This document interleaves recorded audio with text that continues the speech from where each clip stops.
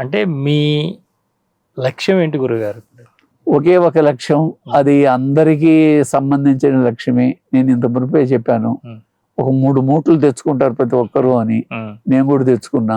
సంచిత ప్రారంభ ఆగామి అనే కర్మలు ఉన్నంత వరకు, ఆ వాసన క్షయం అయ్యేంత వరకు మనకు అక్కడ చోటు లభించదు.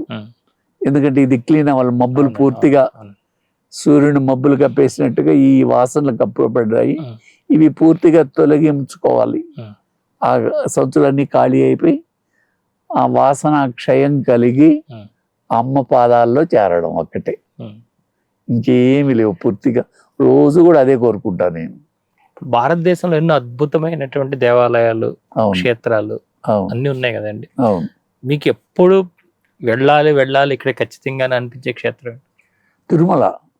నాకు చాలా ఎక్స్పీరియన్సెస్ ఉన్నాయి ఆయనతో, చెప్పలేదు కానీ చిన్నప్పుడు ఒక విధంగా మా గురువు గారు వైష్ణవులు అయిన దానివల్ల, ఆయన ఎక్కువగా తిరుమల వెళ్ళేదాని వల్ల నో ఏమో కానీ తిరుమలతో నాకు వెంకటేశ్వర స్వామితో మంచి అటాచ్మెంట్. నా 3వ క్లాస్ నుంచి ప్రతి సంవత్సరం పాస్ అవుతానే నడిచి వెళ్ళేవాళ్ళం, కొండపైకి నడిచి వెళ్ళేవాళ్ళం. చూసుకొని వచ్చేటప్పుడు ఏడుపు వదిలేస్తా ఉన్నాని అని, మళ్ళా ఎప్పుడు అని. తర్వాత అట్లా ఏర్పరిచి ఈ మధ్యలో కూడా స్వామి కళ్ళ అద్భుతమైనటువంటి మిరాకిల్స్. తర్వాత ఇంకోటి మీకు చెప్పాలా, అతి ముఖ్య రహస్యం అయింది. అదృష్టవశాత్తు ఈ మధ్యలో ఒక 4-5 ఏళ్ల క్రితం ఒక హిమాలయ యోగి నాకు పరిచయం అయ్యాడు తిరుమలలో. ఆయన ఏంట్రా అంటే ఈ గోశాలకంతా ఇన్ఛార్జి. ఇంతకు మునుపు గోశాల కింద ఉండేది, స్వామికి నైవేద్యం పాలు అవన్నీ కింద నుంచి తెచ్చేవాళ్ళు. అది కానీ అందుకని ఇప్పుడు అక్కడే పెట్టారు, గజశాల దగ్గర కృష్ణుడు విగ్రహం పెట్టి ఆవులను పెట్టి దానికంతా ఇన్ఛార్జి. మన ఈ మహంతి దీనికి ఇన్ఛార్జిగా వచ్చాడు నార్త్ ఇండియా నుంచి ఆ స్వామి. ఆ స్వామి గెడ్డం కింద జుట్టు వేసుకొని కప్పుకో ఉంటాడు. అంటే ఆయన అంత చాలా మంచి యోగి. ఆయనతో పరిచయం అయింది. పరిచయం అయినా ఒకరోజు రాత్రి తిరుమలకు పోయినప్పుడంతా కలిసేవాళ్ళం. ఆయన పడుకుంటే ఏమొస్తుంది నీకు తెలియదు, రాత్రుల్లో ఎంతో మంది పైనుంచి దేవతలు వచ్చి స్వామి చుట్టూ తపస్సు చేస్తారు, వాళ్ళ ప్లేసెస్ ఉన్నాయి నాకు తెలుసు, అక్కడ కూర్చొని ధ్యానం చేస్తే అద్భుతమైనటువంటివి ఉంటాయి, రా నేను అని చెప్పి ఆయన తీసుకెళ్ళాడు. రాత్రుల్లో ఆయన రాత్రుల్లో నిద్రపడు పోయి ఒక పాయింట్లో కూర్చున్నాడు, ధ్యానం చేయమన్నాడు. నాకు ఆనందమే. ఆయన పాదాలు అద్భుతంగా అని చేస్తా ఉంటే మీరు నమ్మతారో నమ్మరో కానీ కరెక్ట్గా 1 గంటకు ఒక సన్యాసి వేషంలో ఒక ఆయన బాలాజీ, ఆయన పేరు బాలాజీ అన్నాడు, వచ్చి వేడి ప్రసాదం అన్ని గుళ్ళో నుంచి తెచ్చి ఇచ్చాడు.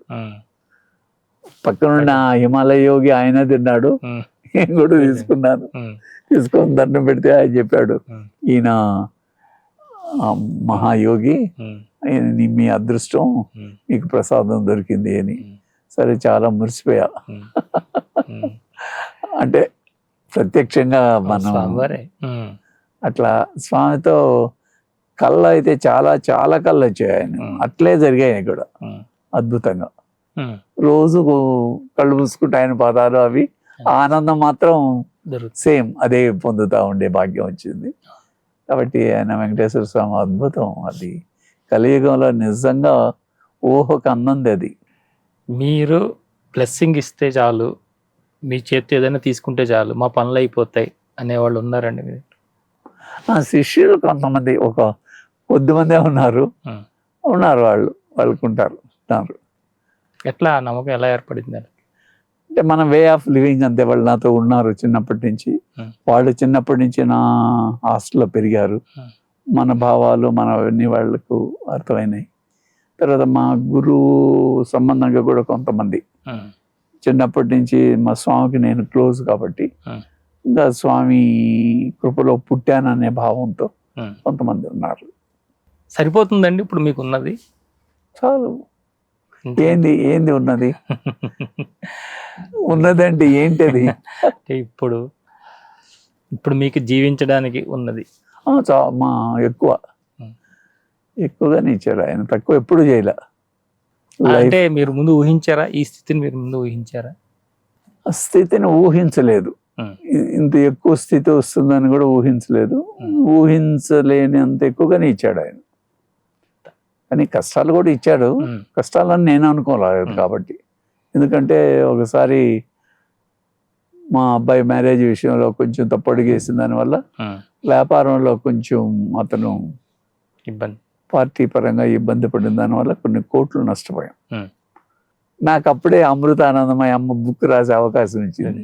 కానీ అప్పుడు కూడా నేను అందుకే ధైర్యంగా మీకు చెప్పాను, నాకు జన్మ లేదు అని చెప్పడంలో.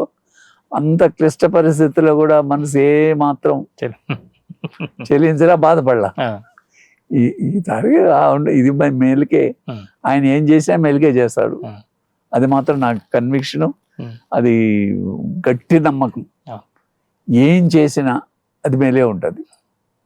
కాబట్టి ఇది కూడా మేలే. ఇప్పుడు కష్టం అనిపించచ్చు, ఫ్యూచర్లో ఇది ఏదో ఒక సంకేతం ఉండొచ్చు. కాబట్టి మనం ఆయన ఇచ్చిందని ఆనందంగా స్వీకరించాల. ఇప్పుడు కష్టమే సుఖమే ఇస్తే మంచోడు, కష్టం ఇస్తే చెడోడు అంటే వాడు నిజమైన భక్తుడు కాదు అని.